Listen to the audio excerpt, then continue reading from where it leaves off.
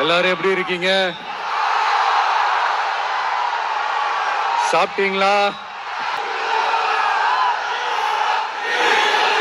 அண்ணா அவர்களுக்கு ஒரு வணக்கம், பெரியார் அவர்களுக்கு ஒரு வணக்கம். பெரம்பலூரும் போக வேண்டியது, அங்க சில ரூல்ஸ் அண்ட் ரெகுலேஷன்ஸ். ஒரு கட்டத்துக்கு அப்புறம் இந்த பஸ்ஸே மூவ் ஆகல. அதுக்கப்புறம் அதை தாண்டி ஒரு டைமுக்கு மேல பேசுறது, சரி அதெல்லாம் விடுங்க. இந்த நேரத்துல பெரம்பலூர் பகுதி மக்களுக்கு நான் மன்னிப்பு கேட்டுக்கிறேன். சீக்கிரமாவே உங்களை தேடி நான் வருவேன் ஃபார் ஷுவர்.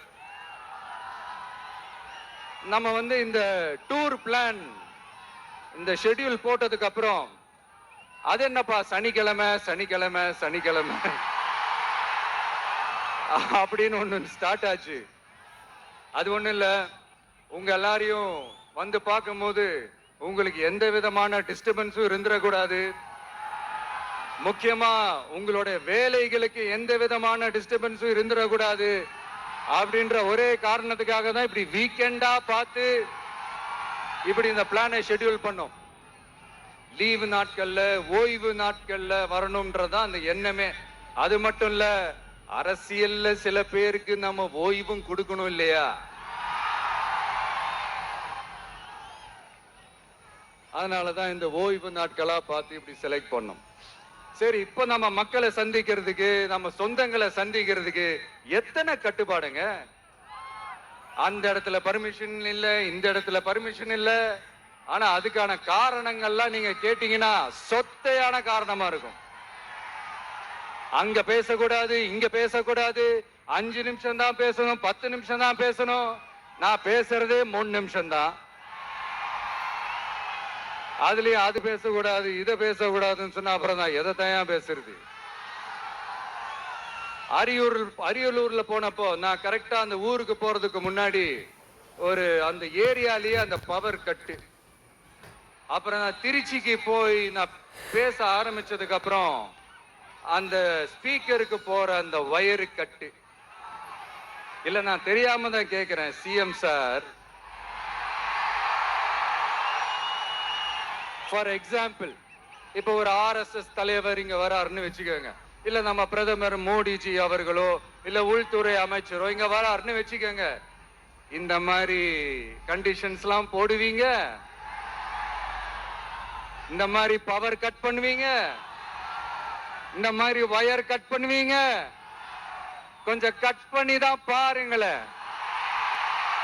முடியாதுல, பேஸ்மெண்ட் அதிரும்ல.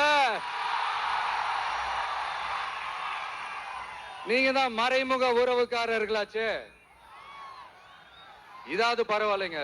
இதை தாண்டி ஒரு ரூல் ஒண்ணு போட்டாங்க, பஸ்ஸுக்குள்ளேயே இருக்கணுமா, பஸ் விட்டு வெளியில வரக்கூடாதான், கையை இவ்வளவுதான் தூக்கணுமா, இப்படியே வரணுமா, மக்களை பார்த்து சிரிக்காத, மக்களை பார்த்து கையசைக்காத, இப்படி எல்லாம். ஐயோ,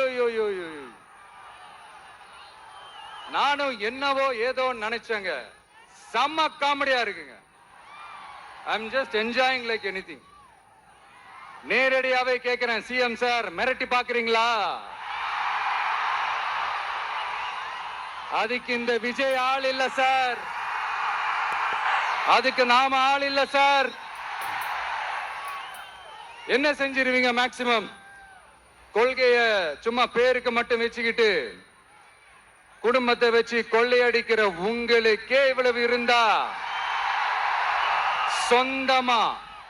சொந்தமா உழைச்சி சம்பாதிச்ச எனக்கு எவ்வளவு இருக்கும்? தேங்க்யூ நண்பா. என்ன நாங்க பெருசா கேட்டுட்டோம்?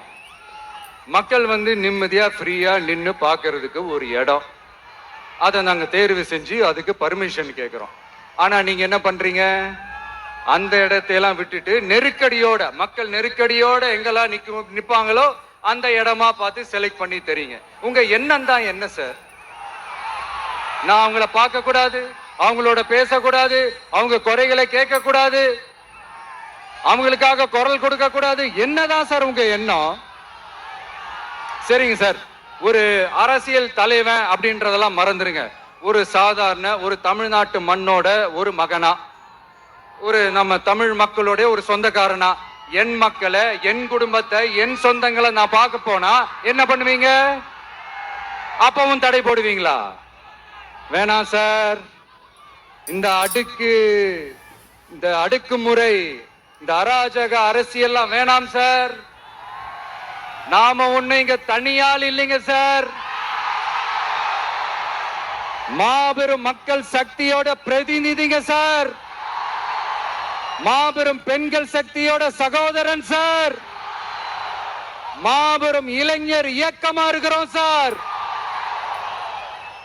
மறுபடியும் சொல்றேன், 2026 ரெண்டு பேருக்கு நடுவுல தான் போட்டியே.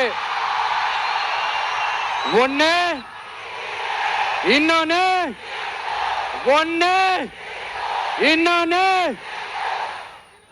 இந்த பூச்சாண்டி வேலையெல்லாம் காட்டுறதை விட்டுட்டு தில்லா கெத்தா நேர்மையா எலெக்ஷனை சந்திக்க வாங்க சார். பாத்துடலாம் சார். கொள்கையை பேருக்கு மட்டும் வச்சுக்கிட்டு குடும்பத்தை வச்சு தமிழ்நாட்டை கொள்ளையடிக்கிற நீங்களா, இல்ல தமிழ்நாட்டில் இருக்கிற ஒவ்வொரு வீட்டுக்குள்ளேயும் ஒருத்தனா இருக்கிற நானா, இந்த விஜயா? பார்த்தலாம் சார். இனிமேலும் இந்த தடைகள்லாம் போட்டீங்கன்னா நான் நேரடியா மக்கள்கிட்டயே பர்மிஷன் கேட்டுருவேன். மக்களே நீங்க சொல்லுங்க, நான் உங்களை பார்க்க வரக்கூடாதா? நான் உங்களோட பேசக்கூடாதா? உங்க குறைகளை நான் கேட்க கூடாதா? உங்களுக்காக நான் குரல் கொடுக்க கூடாதா? இப்படி நமக்கு தடையா போடுறாங்களே, இந்த திமுக அரசு மறுபடியும் ஆட்சிக்கு வரணுமா? உங்க நல்லதுக்காக நம்ம உங்க டிவிக்கு ஆட்சி அமையணுமா? சத்தமா சத்தமா கேட்டுச்சா மை டியர்? ஏன்பா, நான் தான் அப்பவே சொன்னல, அவருக்கு ஆசையா பாசமா கூப்பிட்டா பிடிக்க மாட்டேங்குது. ஏன்பா மறுபடியும்? கேட்டுச்சா சிஎம் சார்?